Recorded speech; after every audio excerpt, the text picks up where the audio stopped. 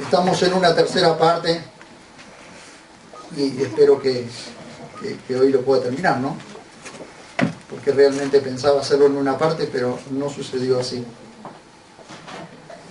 Vamos al capítulo 14 de Primera a los Corintios, capítulo 14, verso 12 en adelante, leemos.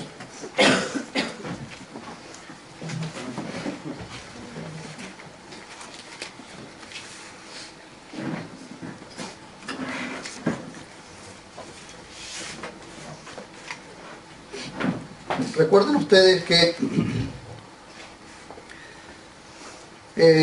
hablábamos acerca de los dones espirituales, y hablábamos acerca de que toma todo un capítulo Pablo para hablar del don de lenguas y el don de profecía.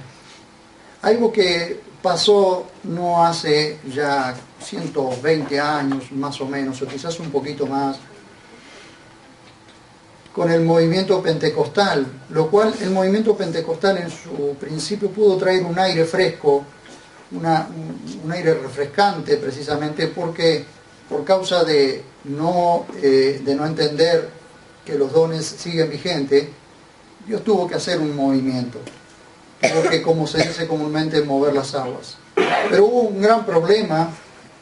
Se empezó a poner el énfasis en el don equivocado, se puso el énfasis en el don de lenguas, y entonces hemos venido explicando que el don de lenguas sin interpretación deja sin edificación a la iglesia.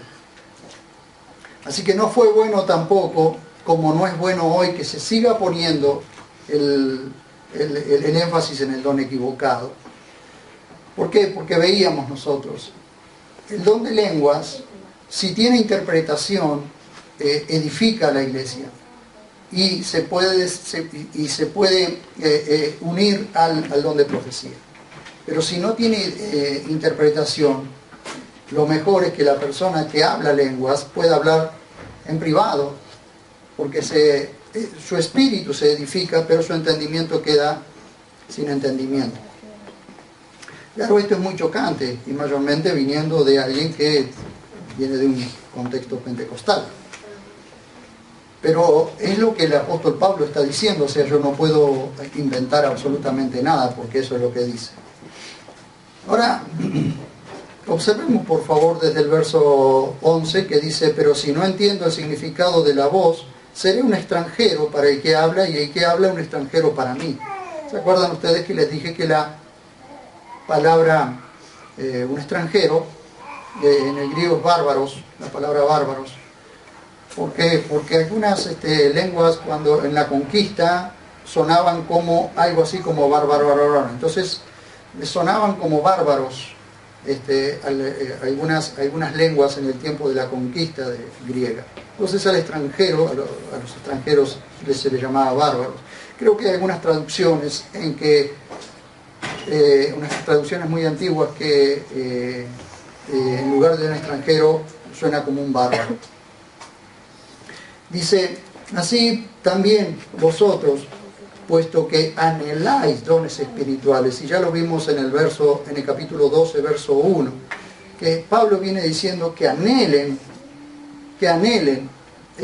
dones espirituales, que los anhelen, sí, pero tuvo que tratar primero con un montón de problemas de la carne, y poder entrar en materia del espíritu, en cosas del espíritu. Fue refrescante para Pablo poder empezar a tocar este tema.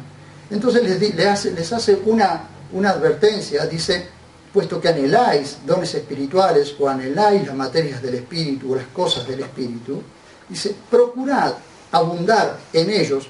¿Para qué? Para edificación de la iglesia.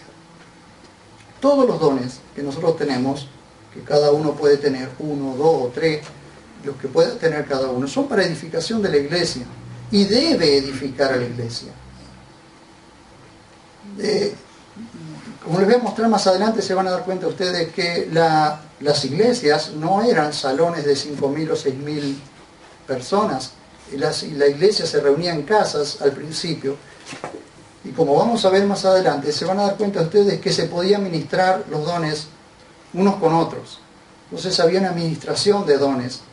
Y eso con el tiempo, con el tema de las mega iglesias, se fue perdiendo. Y lo que nosotros tenemos que recuperar es precisamente el tema de la edificación por medio de los dones. Entonces, el aprovechamiento mutuo de los dones. Como alguno se puede aprovechar mi don de maestro, como yo puedo aprovechar el don de otro hermano, o puedo aprovechar el don de otra hermana.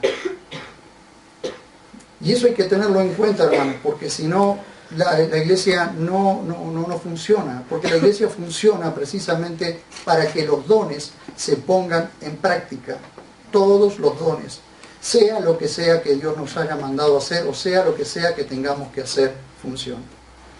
Verso 13 dice, por lo cual el que habla en lenguas, ore para que interprete. El que habla en lenguas, ore para que interprete. No dice ore en lenguas para que nadie entienda. Dice ore para que lo interprete. Porque si yo oro en lenguas, mi espíritu ora. Pero no está hablando del Espíritu Santo, está hablando del espíritu humano renacido por el Espíritu Santo. ¿Se acuerdan que el libro de Romanos dice que el Espíritu Santo da testimonio con nuestro espíritu de que somos hijos de Dios? Y por esa causa nosotros podemos decir Abba, que significa Padre. Entonces es mi espíritu el que ora, dice, pero mi entendimiento queda sin fruto. Entonces, ¿qué dice Pablo? Oraré con el espíritu, pero oraré también con el entendimiento. Entonaré salmos con el espíritu, pero también entonaré salmos con el entendimiento. Porque si bendices con el espíritu, ¿cómo dirá amén a tu acción de gracias el que ocupa el lugar de simple oyente si no sabe lo que dices? Porque tú a la verdad bien das gracias, pero el otro no es edificado. Doy gracias a Dios de que hablo en lenguas más que todos vosotros. Bueno, ahí hay una serie de interpretaciones. Confieso, queridos hermanos, que no me voy a meter en ese terreno si Pablo había aprendido muchos idiomas o Pablo hablaba en lenguas, en muchas lenguas. A mi entender, él había aprendido muchos idiomas, pero no significa que él haya hablado lenguas. Tampoco digo que no haya hablado lenguas, tampoco digo eso. Pero simplemente lo continuamos. Dice, pero en la iglesia prefiero hablar 5 palabras con mi entendimiento para instruir a otros que 1000 palabras en lenguas. Hermanos, y esto hace una bisagra aquí. Esto hace un antes y un después. Verso 20. Hermanos, no seáis niños, dice, hermanos, no seáis niños en el modo de pensar.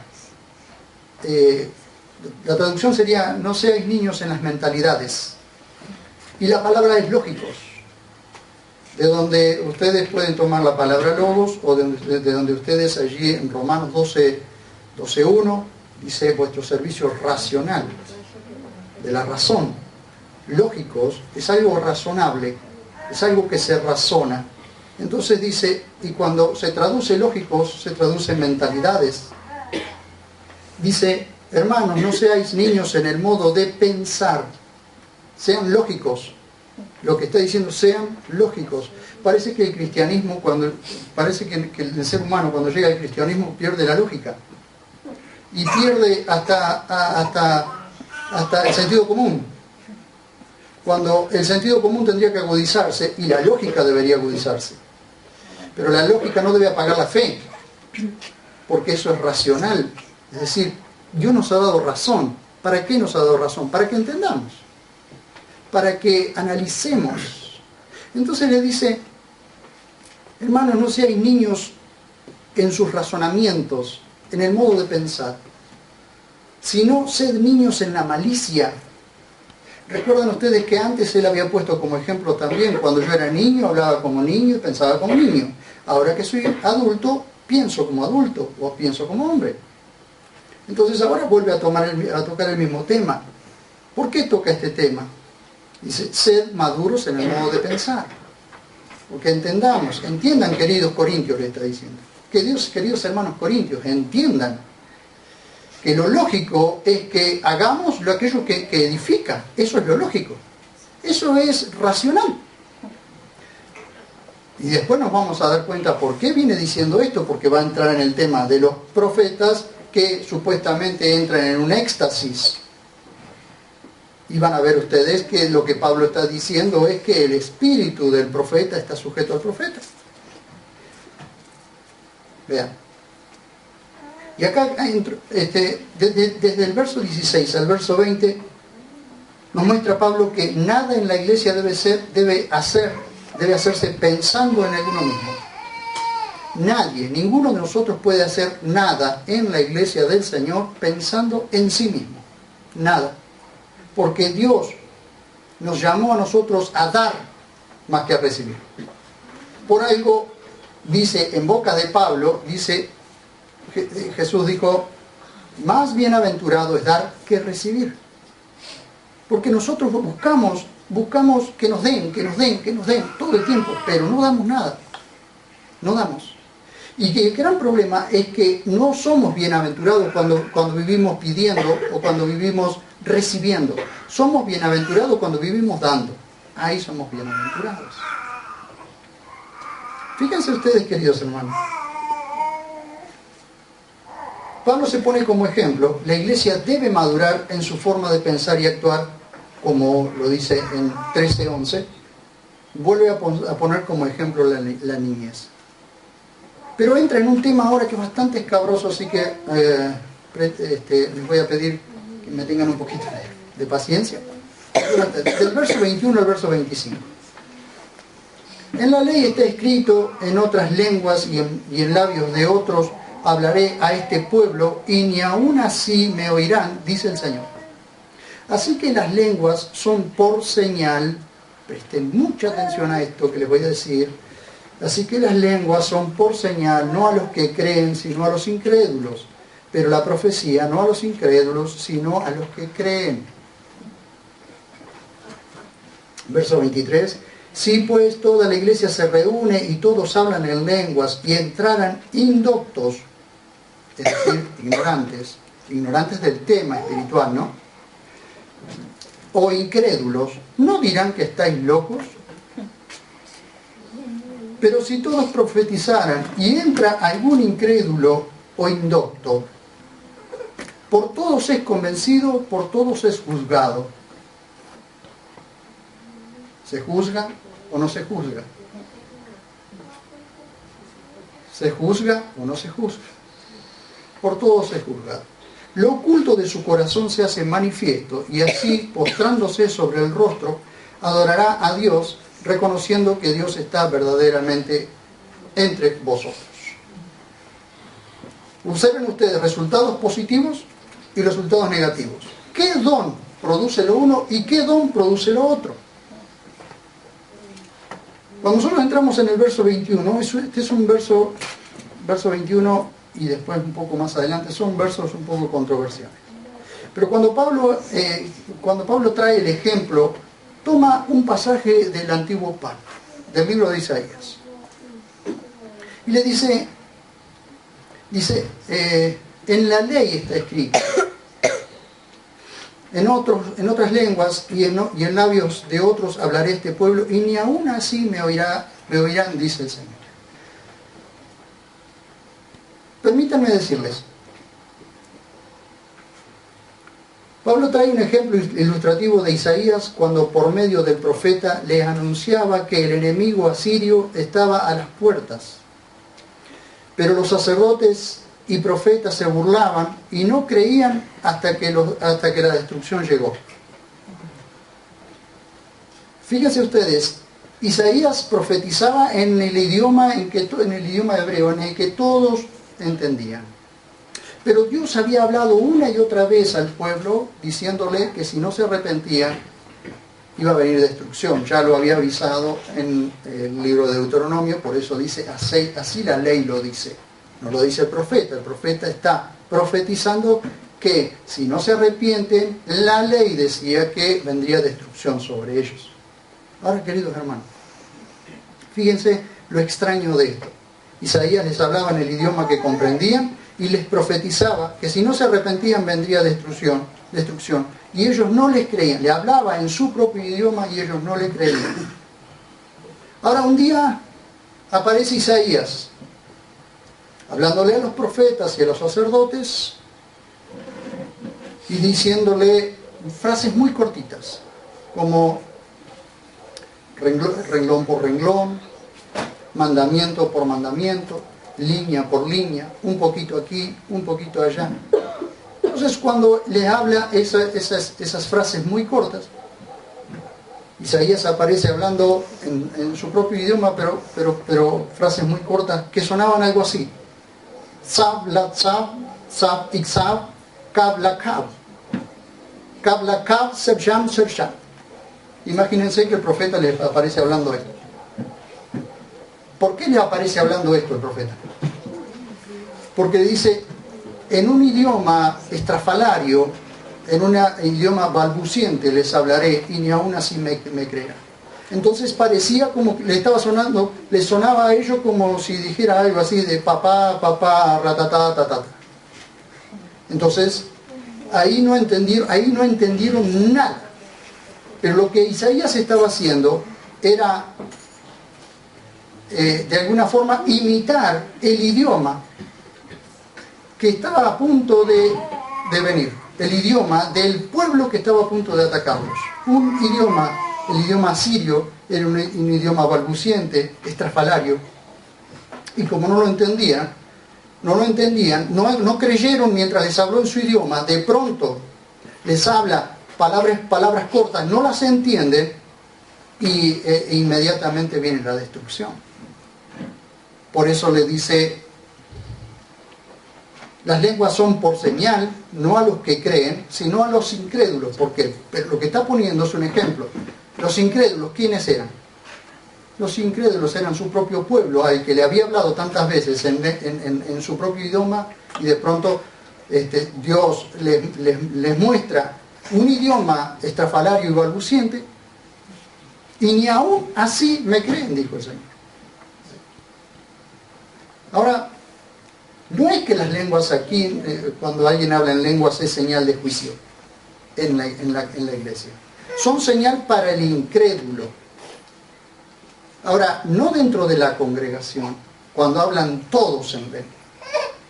Cuando dentro de la congregación alguien habla en lengua e interpreta, eso está hilado a la profecía, a una palabra profética. Pero hay casos en que, por ejemplo, la persona habla lenguas y está hablando lenguas y está orando en la intimidad de su casa y tiene un incrédulo y le es señal. Por ejemplo, conozco a una persona en la que él era totalmente incrédulo y de pronto su esposa comienza o escucha a su esposa hablando una lengua extraña. Conoce a su esposa, sabe que nunca aprendió esa lengua, pero ella está hablando lenguas extrañas, en una lengua extraña para él, en la intimidad, en su intimidad. Entonces ahí comienza él a decir: ¿qué es esto? Y se comienza a interesar por lo que la esposa hacía, el tema de ir a la iglesia y qué sé yo, y de pronto termina convirtiéndose al Señor.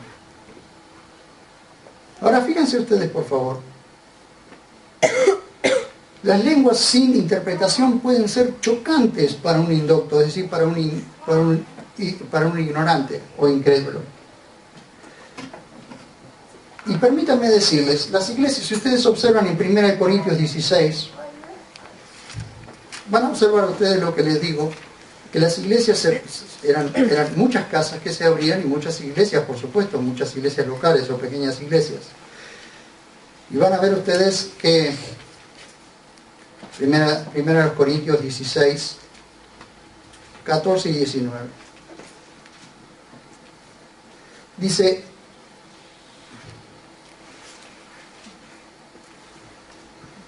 15 y 19, perdón. Y os ruego, hermanos, sabéis que la casa de Estéfanas es primicia de Acaya y que se dedicaron al servicio de los santos, que estéis a disposición de aquellos y de todos los que cooperan y trabajan. Vayan al 19. Dice, os saludan las iglesias de Asia, os saludan cariñosamente en el Señor, Aquila y Priscila, con la iglesia que está en su casa. Entonces, ¿en qué contexto Pablo está hablando del hablar en lenguas, de las profecías y todo eso? En un contexto así, en un contexto cuando son pequeños grupos de gente en casa, que se reúnen en casas, y eso, el tema del salón grande comenzó cerca del 300 de las iglesias o del templo, comenzó cerca del 300, pero en el principio se reunían en casas. Y eso no significa que las casas no tuvieran un salón grande, porque vemos en el aposento alto que había 120, así que 120 no era un salón pequeño. Pero sí vemos nosotros que la administración era muy personal, muy íntima, muy personalizada. Entonces se hacían en grupos pequeños. Como nosotros estamos en estos tiempos queriendo precisamente que podamos reunirnos los días domingos aquí todos juntos y alabar al Señor y adorar y alegrarnos y vernos, pero que los demás días haya hogares abiertos, casas abiertas donde se puedan reunir los hermanos. Y vamos a ver ahora por qué Pablo está diciendo esto. Entonces vimos lo que puede producir la profecía y lo que puede producir el don de lenguas. Por supuesto, en un grupo muy reducido. 26 al 33. Este versículo es clave, hermanos. Este versículo es clave para nosotros. Entonces, ¿qué hay, hermanos? Es decir, ¿qué hay que hacer? Cuando os reunáis, cada uno tiene salmo, tiene doctrina, tiene revelación, tiene lenguas, tiene interpretación. Hágase todo para edificación. Fíjense ustedes. Cuando son grupos muy grandes así, ¿se puede hacer esto? Pregunto, a ver, ¿se puede hacer esto? ¿Se puede hacer esto o no se puede hacer esto? Cuando son iglesias muy grandes. Sin embargo, cuando la iglesia se reúne en casas, en grupos de 3, 4, 5, 10, lo que entra en la casa, entonces se puede hacer esto. Porque cuando se reúne, cada uno tiene salmo, tiene doctrina, tiene revelación, tiene lengua, tiene interpretación. Hágase todo para edificación. ¿Para qué? ¿Por qué Dios llama? Fíjense ustedes cómo Dios llama, por ejemplo, a una sola copa. ¿Cómo Dios llama a partir un pan? ¿Se puede hacer eso en 200, 300, 500 personas? Necesitas una copa así como la del trofeo de fútbol, para una copa de esa. Entonces significa que eso se ministra en grupos pequeños, en pequeñas casas. Y cada uno, cuando se va a la iglesia a dar, cuando se van a reunir a dar, y cuando se va ¿por qué no se pueden armar grupos pequeños con personas egoístas, como pasaba acá? Con personas divisoras, con personas que están siempre pensando en sí mismos. No se puede. Porque seguro que va a haber una destrucción en ese hogar. Entonces, cuando se reúne un grupo en una casa, todos están sometidos a todos. No hay nadie sometiendo a otro. No hay nadie. Y miren lo que dice Pablo, lo que le dice Pablo a Timoteo, y observen ustedes. Dice, si alguien anhela cuidar de los demás, buena obra desea.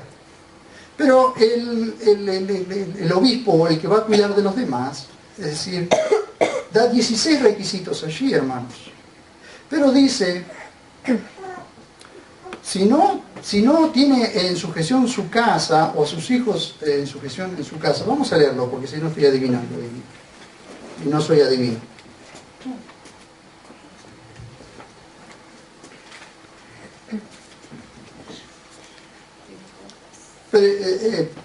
Pablo puso a Timoteo lo dejó en Éfeso y a Tito en Creta, precisamente para que pusiera en orden algunas cosas que estaban pasando en la iglesia del Señor. Pero cuando hablamos de la iglesia del Señor en una ciudad, son varias casas que se abren, varios lugares que se abren. No es una iglesia grande, enorme, sino son varias casas. Observen lo que dice. Dice, fiel es la palabra si algún anhela obispado, buena obra desea. Es necesario pues que el obispo o el que cuida de los demás, que eso sería la traducción correcta, porque esto se ha malinterpretado como que obispo es uno que está a la cabeza y todo lo demás para abajo, sea irreprochable, marido de una sola mujer, sobrio, prudente, decoroso, hospitalario, apto para enseñar, es decir, didácticos. No adicto al vino, ni pendenciero, sino amable, apacible, no avaro. Son requisitos de una persona que tiene el anhelo de cuidar de los demás. ¿Cualquiera puede tener el anhelo de cuidar de los demás? Sí, pero hay algunos que hacen desastre. ¿Por qué? Porque no cumplen los requisitos. Que cuide bien su propia casa, es decir, su propio hogar. Que tenga a sus hijos en obediencia con toda dignidad. Y esta es la clave. Pues, si alguno no tiene cuidado de su propia casa, ¿cómo acogerá a la iglesia de Dios? ¿Cómo cuidará? ¿Cómo recibirá? La palabra acoger es la palabra recibir. ¿Cómo recibirá a la iglesia de Dios? ¿A dónde? En su casa. ¿Cómo la recibirá en su casa? Esa es la clave. Sí, está bien. Timoteo pone en orden esto. Si una persona tiene el anhelo de cuidar de los demás, que cumpla estos requisitos. Si cumple estos requisitos y tiene su casa en orden, puede acoger, puede abrazar, puede recibir a la iglesia del Señor en su casa. ¿Por qué? Entonces los hogares se abren y se distribuye la obra, la tarea, se distribuye en toda la ciudad. Se distribuye en toda la ciudad y hay casas por todas partes abiertas con gente que está preparada para acoger a los demás. En ese contexto entonces se está hablando de estas cosas. En la administración de tubo a tubo, en la administración, ¿cómo les puedo decir? Íntima de una iglesia.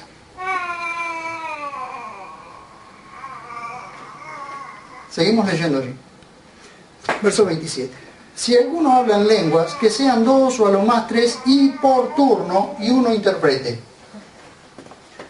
Miren ustedes si esto no ha sido tan claro por años y así y hemos estado ciegos a esto. Si alguno habla lenguas o en otro idioma dado por el Espíritu, que sean 2 o a lo más 3 y por turno y uno interprete. Y si no hubiera intérprete, calle en la iglesia. Calle en la iglesia. Y hable para sí mismo y para Dios. Los profetas hablen 2 o 3 y los demás disciernan, es decir, juzguen la profecía. Juzguen la profecía. Verso 30. Y si a otro que está sentado le ha revelado algo, calle el primero. ¿Por qué? Y acá es donde Pablo dice lo siguiente: porque todos podéis profetizar y uno por uno. Es decir, no es que no podrá, que porque a otro le dio la profecía, el primero no puede profetizar. Profetiza el primero, le da la profecía al otro, el otro profetiza. Todos, uno por uno pueden profetizar. A mí, inclusive algún hermano de aquí, me han dado alguna palabra. Pero han esperado quizás hasta que terminara la reunión para darme una palabra.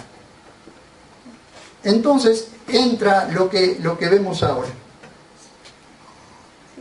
Dice el verso 31, porque todos podéis profetizar uno por uno para que todos aprendan y todos sean exhortados, es decir, todos sean animados. Ya vimos lo que hace la profecía. ¿Qué hace la profecía? Edifica, exhorta y consuela. Y los espíritus de los profetas están sujetos al profeta.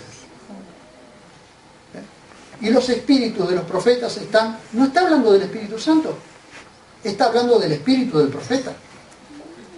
¿Eso qué significa? Que la persona no entra en un éxtasis de locura, revolcándose por el piso, o colgado de columna, o como hemos visto, haciendo cada estrago, hermanos, cada payasada, o como los que se tiran al piso, gritando, hablando lenguas, qué sé yo, para mí está manifestado, pero bueno.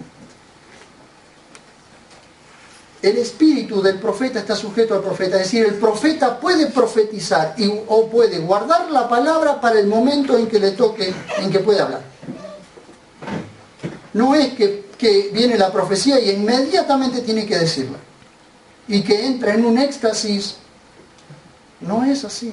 El espíritu del profeta o los espíritus de los profetas están sujetos a los profetas. Me costó muchísimo entender esto, hasta que pude entenderlo. Pero está hablando del espíritu humano, del espíritu del profeta, del motor que mueve el profeta. Porque Dios no es de desorden, es decir, no es Dios de confusión, sino de paz, como en todas las iglesias de los santos. Y acá entramos en un tema, bueno, hermano, voy a tratar de ser lo más claro posible con esto porque es un tema dificilísimo. Las mujeres callen en las congregaciones porque no les es permitido hablar sino estar sujetas, como también lo dice la ley. Y si quieren aprender algo, pregunten en casa a sus maridos, porque es indecoroso que una mujer hable en la congregación. Se han dicho barbaridades, montones de cosas.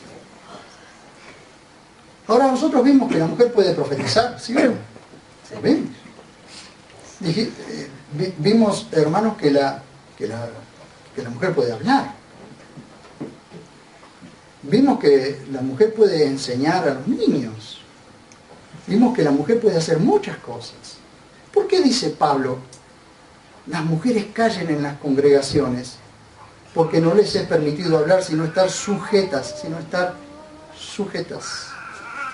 como también lo dice la ley. ¿Y dónde? ¿Saben lo que me costó encontrar dónde dice la ley eso? ¿Saben que algunos llegaron a llamar a Pablo un misógino? Es decir, alguien que odia a las mujeres, por eso puso estos versículos aquí. Otros dicen que el verso 30, porque claro, como no le encuentran la vuelta, no es que yo le haya encontrado tanto la vuelta, pero creo que me estoy acercando. Entonces, algunos dicen que el verso 34 y el verso 35 es una añadidura. Sin embargo, busco en los originales y busco en el interlineal y el texto es firme allí. Ahora, ¿dónde dice en la ley que la mujer tiene que estar sujeta, como lo dice también la ley? Vamos a Génesis, a ver qué nos dice.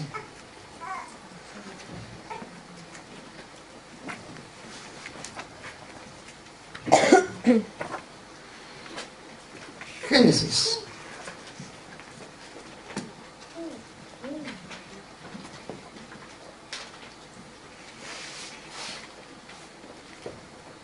Génesis 3:16. A la mujer dijo: multiplicaré en gran manera tus dolores y tus preñeces. Con dolor parirás los hijos y tendrás deseo de tu marido, pero él te dominará. ¿Qué es lo que Dios hizo allí, hermanos? Lo que leímos en 1 Corintios, ¿se acuerdan? Dios, el Padre, el Hijo, el Mesías, Jesucristo, el hombre, la mujer. Ese es el orden que estableció Dios. Pero lo estableció Dios para que el hombre esté encima de la mujer o para proteger a la mujer. Lo hizo Dios para proteger a la mujer. Porque la mujer fue la que transgredió, la que cometió el pecado en Edén. Y por él, y ella invitó al hombre. Ahora les dice, y si quieren aprender algo, dice, las mujeres callen en las congregaciones. ¿Por qué callen en las congregaciones? ¿Qué es lo que no le permite Dios hacer? No le permite, como observen ustedes, Dice, no les es permitido hablar, es decir, no les es permitido enseñar, ni les es permitido juzgar por encima del hombre. Por eso tenemos un desastre hoy con mujeres pastoras, mujeres solas que tienen maridos inconversos y están llevando adelante congregaciones. Y a veces pueden hacer el mejor trabajo, pero no ese es el orden establecido por Dios. Dios no lo ha establecido así. Dios ha puesto donde hay un varón, tiene que hacerse cargo del varón. Y de hecho, ¿saben qué? Esto a veces trae otro problema. Claro, como mi mujer lo hace o como mi esposa lo hace, yo me quedo tranquilo. Entonces la mujer termina tomando el lugar del hombre que no le corresponde y el hombre toma el lugar que no le corresponde, que es el de la posición cómoda. Lo hace mi esposa, yo no lo hago. Y Dios está poniendo en orden estas cosas. Dice, mientras haya varones, la mujer no puede estar por encima de los varones. Porque aparte es chocante que una mujer dirija todo mientras el varón esté sentado o sin hacer nada. Son los varones los que deben ponerse los pantalones, eso es lo que está diciendo Pablo. Deben ponerse los pantalones en su lugar. Deben estar colocados en su lugar. Ahora lo vamos a ver también porque lo vuelvo a repetir esto, lo vuelvo a repetir de otra manera en Timoteo. Dice, y si quieren aprender algo, es decir, porque todas las mujeres quieren aprender. ¿Cuál está el problema en que la mujer quiera aprender o pregunte? No. Pero fíjense ustedes que no está hablando de todas las mujeres, porque no habla de todas las mujeres, hablan de las que tienen marido. Y esto es lo más chocante todavía, porque habla de las que tienen marido, dice, y si quieren aprender algo, pregunten en casa a sus maridos. Y si es soltera, ¿cómo le va a preguntar a su marido? ¿Cómo le pregunta a su marido? ¿Por qué es indecoroso que una mujer hable en la congregación? Es decir, que eleve su voz, que juzgue o enseñe por encima de los hombres. Eso es lo que está diciendo. ¿Que la mujer puede enseñar? Puede enseñar. Que la mujer puede profetizar, lo hemos visto. Que la mujer puede hablar en lenguas mientras interprete, lo hemos visto o no lo hemos visto. Que la mujer puede edificar, la mujer puede hacer de todo en la iglesia. A veces hace las cosas mejor que los hombres. Pero mientras haya hombres, son los hombres los que tienen que ir al frente. Es tan simple como eso. Son los hombres. Solo que los hombres hemos tomado la posición, y me incluyo para no ofender a nadie, hemos tomado la posición cómoda. ¿Cuál es? Y que lo haga mi esposa. Entonces los varones son los que tienen que juzgar la profecía. Los varones son los que tienen que escuchar y juzgar la profecía. Porque de eso se trata todo el contexto. Fíjense ustedes, primera a Timoteo capítulo 2 verso 9 al 15. Por supuesto, va a haber gente que puede estar de acuerdo o no estar de acuerdo conmigo. Simplemente digo lo que interpreto.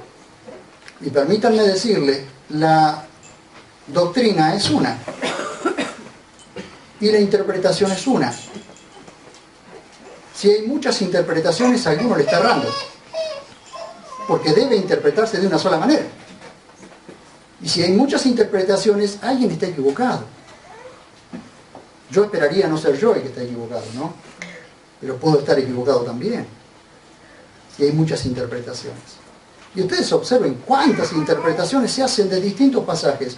Hermanos, la interpretación es una. Y nosotros podemos errarle en la interpretación. Pero si hay muchas interpretaciones de un solo pasaje, alguien está equivocado. Primera de Timoteo 2, 9 al 15. Fíjense ustedes, esto es para las mujeres creyentes, no incrédulas. Asimismo, que las mujeres se atavíen con ropa decorosa, con sensatez y decencia, no con peinados ostentosos, ni oro, ni perlas, ni ropa costosa, sino con buenas obras, lo cual conviene a mujeres que profesan piedad. La mujer aprenda con tranquilidad, en realidad no es en silencio, sino aprenda con tranquilidad, con toda sumisión. Porque no permito a la mujer ni ejercer autoridad sobre el varón. Eso es lo que está diciendo Pablo. Ni ejercer autoridad, ni enseñar, ni ejercer autoridad sobre el varón, sino estar en tranquilidad. Aquí se traduce silencio, pero la traducción correcta es en tranquilidad. Dice, porque Adán fue formado primero, luego Eva, y Adán no fue engañado, sino que la mujer, siendo engañada, cayó en la transgresión. Pero será preservada mediante la procreación si permanecen con modestia en la fe, el amor y la santificación. Salten de ahí, por favor, al verso 8, y vamos a ver allí que está hablando de los diáconos, pero entre medio está hablando de otra cosa. Asimismo, los diáconos serios, sin doblez de lenguas, no adictos a mucho vino, ni ambiciosos de bienes materiales, que mantengan el misterio de la fe con limpia conciencia, estos también sean probados primero, y entonces sirvan como diáconos siendo irreprochables. Ahora está, verso 11. De igual manera, las mujeres, ¿qué mujeres? Las mujeres de los diáconos. Asimismo, de igual manera, las mujeres sean serias, no calumniadoras, sobrias, fieles en todo. Y vuelvo a hablar del diácono. Los diáconos sean maridos de una sola mujer, que cuiden bien a los hijos y sus propias casas. ¿Se dan cuenta que la mayor responsabilidad, o qué es lo que Pablo está diciendo allí? A la mujer que tiene... Ahora, las otras mujeres no tienen que estar sujetas, no vale que sí. Pero la mujer siempre intenta dominar al hombre, intenta ir por encima del hombre, y mayormente cuando el hombre es flojo, cuando el hombre no toma su lugar, entonces tiene que tomar su lugar, tiene que tomar el lugar del hombre la mujer. Entonces hay mujeres que toman el lugar de hombre y de mujer, de esposa y esposo en la casa. Entonces en la iglesia dice, para que haya un orden, la mujer casada esté sujeta a su marido. Son los maridos la responsabilidad, el día de mañana, la responsabilidad y el llamado de atención o la disciplina vendrá sobre el marido que no hizo su deber, que no hizo lo que tenía que hacer, no sobre la mujer. Cuando la mujer tiene que tomar la posición del marido, por causa de que el marido no toma su posición, entonces, ¿a quién le va a llamar la atención? ¿A la mujer o al marido que no tomó su posición? Al marido. Entonces, ¿por qué hace? Porque la mujer debe empujar a su marido a tomar el lugar que le corresponde. Debe. Cuando el marido no toma el lugar que le corresponde. Entonces, en la iglesia, en la congregación, para que las cosas funcionen correctamente, entonces, Dios el Padre, Dios el Hijo, por encima del hombre, el hombre, gloria de su cabeza, es decir, de Cristo, y la mujer, gloria del hombre. Así, simplemente. En ese orden, va todo perfecto. En una casa, en todo, así tiene que ser. El hombre debe tomar su posición y la mujer debe tomar su posición. Por eso le dice, sino estar sujetas. Ahora, ninguna mujer tiene problema en estar sujeta a un hombre que la ama, que la cuida, que la cobija, que la abraza. Ninguna mujer tiene problemas con eso. Sí tiene problemas muchas veces con su carácter porque te quiere saltar por encima. Pero es lógico porque dice, tu deseo será para tu marido, pero él te dominará. Es decir, Dios lo ha establecido así. El hombre tiene que dominar la situación, no a la mujer. ¿Ven?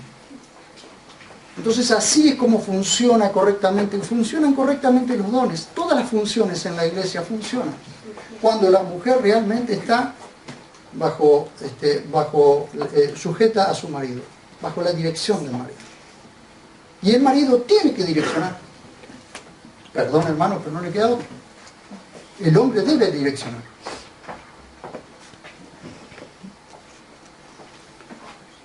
Fíjense ustedes cómo dice, ¿acaso ha salido de vosotros la palabra de Dios o solo a vosotros ha llegado? Esto es más o menos como decir, los está reprendiendo, Pablo los está reprendiendo. Y si ustedes, ¿qué creen?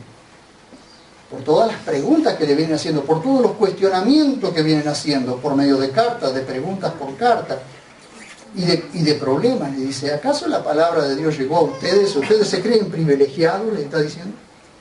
¿Ustedes se creen privilegiados? ¿Creen que la palabra de Dios les vino a ustedes solamente? Como si dijera, ¿le vino solamente a manantiales la palabra? ¿O solo de ustedes salió la palabra? ¿No? Porque esto es para todas las iglesias, para todas las congregaciones, no es para una sola. Entonces no hay privilegios. Fíjense ustedes que dice, si alguno supone que es profeta o espiritual, sonaste. Porque entonces ahora, ¿quién se pone la camiseta de profeta o espiritual? ¿Quién se pone la camiseta? Ah, porque cuando hay que ofrendar y llevarse la ofrenda y todo eso, hay un montón con una camiseta puesta de apóstol, de profeta, de esto, de aquello, de aquello. Ah, unos títulos impresionantes. Ahora te quiero ver cuando tengas que juzgar las cosas. Te quiero ver cuando tengas que decir, si alguno supone que es profeta o espiritual, reconozca lo que os escribo. ¿A quién está diciendo? A los corintios. Ah, ustedes dicen que tienen un don de profecía, ustedes dicen que interpretan lengua, ustedes tienen todos los dones. Bueno, a ver, muchachos, les dice, si alguno supone que es profeta o espiritual, reconozca lo que os escribo. Porque es mandamiento del Señor. No es mandamiento mío, es mandamiento del Señor. Dice, pero si alguno lo ignora, es ignorado. Permítanme decirle que hay un problema de traducción de las otras, de muchas traducciones, porque dice, si alguno ignora, ignore. Es decir, como diciendo, si alguno ignora esto, ignore. Pero no está diciendo eso. La traducción correcta es, pero si alguno lo ignora, es ignorado. ¿Por quién es ignorado? Es ignorado por Dios, por el que dio el mandamiento. Así que si alguno ignora el mandamiento, es ignorado por Dios. ¡Ah! ¡Hola, la! Hay que prestar atención al mandamiento, hay que prestar atención al mandamiento. Hay que prestar atención a la palabra de Dios. Esto es para el domingo que viene. Hay que prestar atención, porque si alguno lo ignora, es ignorado. ¿Por qué? Por Pablo. Si Pablo no está dando el mandamiento, él mismo está diciendo el mandamiento del Señor.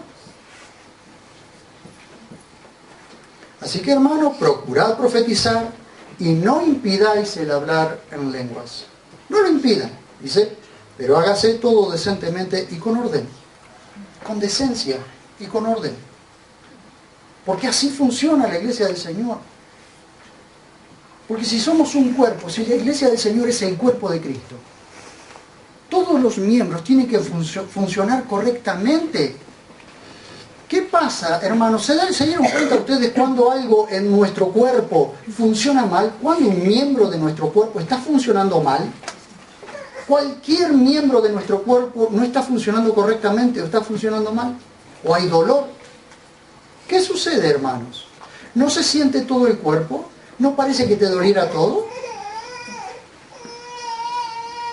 ¿Cierto? Entonces la iglesia del Señor, si es el cuerpo de Cristo, debe funcionar cada miembro unos con otros. Y unos tienen una función, otros tienen otra. Entiéndanlo, hermanos. Cada uno de nosotros tenemos una función. Pues ocupemos la función que tenemos que ocupar cada uno de nosotros. No podemos todos estar al frente. De hecho, hay gente que ni quiere estar al frente. Hay gente que simplemente está ya escondida, pero está haciendo su función.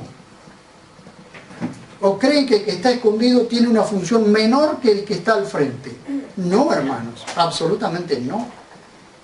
Porque yo los necesito a todos. Las funciones de ustedes las necesito. Y la iglesia necesita la función de todos. ¿Por qué? Porque nos edificamos, hermanos. Entonces, hágase, dos palabras dice. Hágase todo decentemente. Es decir, que haya decencia cuando funcionamos. Y en orden. Todo en orden. Y todo va a funcionar correctamente. ¿Quieren una iglesia que funciona? Cada uno ocúpese de lo que tiene que ocuparse. ¿Amén? Gracias a Dios llegué hasta aquí. Oramos. Pónganse en pie, por favor.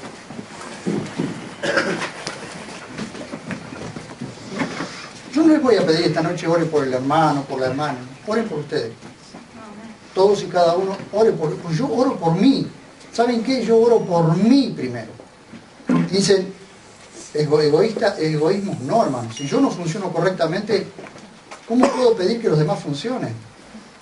Entonces cada uno de nosotros debemos orar por nosotros mismos para funcionar correctamente en el cuerpo de Cristo. Oren por ustedes mismos, hermanos. Inclusive cuando van a comenzar sus oraciones íntimas, oren por ustedes mismos para que Dios los ayude a cumplir la misión para la cual Dios los llamó. Y verán ustedes las cosas maravillosas que Dios va a hacer en la vida de ustedes y a través de la vida de ustedes. Amén. Oramos. Señor, estamos delante de tu presencia, clamando delante tuyo por el buen funcionamiento de tu iglesia, Señor. Por el buen funcionamiento de este cuerpo maravilloso, compuesto por gente de toda lengua y nación sobre la tierra. Por gente de toda nacionalidad, de todo color de piel, de todas las formas, porque somos miembros de un solo cuerpo, muchos miembros de un solo cuerpo. Señor, ayúdanos a funcionar como corresponde, ayúdanos a funcionar bien. Hay muchos hermanos, Dios mío, que todavía no han encontrado su lugar. Pero sencillamente, como cualquier miembro en el cuerpo, está puesto allí precisamente porque tiene una tarea, porque hay una obra que hacer. Y quizás muchos ni siquiera se dieron cuenta de que la tarea que están haciendo es la que Dios quería que hicieran. Pero yo te ruego, Dios mío, que pongas en funcionamiento todos los dones. Señor, que cada hermano pueda pulir, que pueda obrar, Señor, a través de los dones, y de edificar, consolar, exhortar. Señor, qué maravilloso es escuchar las palabras de personas que con dulzura, con amor nos hablan y nos edifican y nos ayudan, Señor. Qué maravilloso es poder escuchar a nuestros hermanos edificándonos unos a otros. Qué precioso es extraer pequeñas cosas que quizás un hermano las entendió mejor que otro. Gracias, papá maravilloso, por todos los dones que tenemos en 1 Corintios 12, por todos los dones que tenemos allí en el capítulo 12 de Romanos. Gracias por los dones maravillosos que hay en el cuerpo y que todos hacen funcionar la iglesia como si fuera un mecanismo, una serie de engranajes bien sincronizados, Señor. Qué maravilloso que es. Por eso te ruego, Señor, que nos ayudes a madurar, que vamos rumbo a la madurez, Señor. Que ya podamos realmente pensar como adultos, Señor, que la malicia en nuestro corazón, Señor, sea simplemente como la de un niño, pero podamos madurar en nuestra forma de pensar, Señor, para edificar el cuerpo de Cristo. Te necesitamos en esta noche, Señor. Tu palabra ha sido clara, es clara. Gracias. Gracias por ayudarnos a funcionar como tenemos que funcionar. Oro, Dios mío, por mi propia vida, para que realmente lo que vos me has dicho que tengo que hacer pueda hacerlo, Señor. Aunque por momentos me falten las fuerzas, aunque por momentos me sienta débil, aunque por momentos, Dios mío, flaquee, pero si no fuera por el poder y la autoridad y la fuerza del Espíritu Santo, sería imposible para mí hacer la tarea que vos me has mandado a hacer. Gracias por tu Espíritu Santo. Gracias por mis hermanos. Gracias por pertenecer al cuerpo de Cristo. Gracias por pertenecer a tu iglesia, Señor. A la iglesia, Señor, que va a tu novia, a la que vas a venir a buscar no muy lejano, Señor. Gracias, papá. En el nombre dulce y maravilloso de Jesús oramos con gratitud en nuestro corazón. Amén. Amén.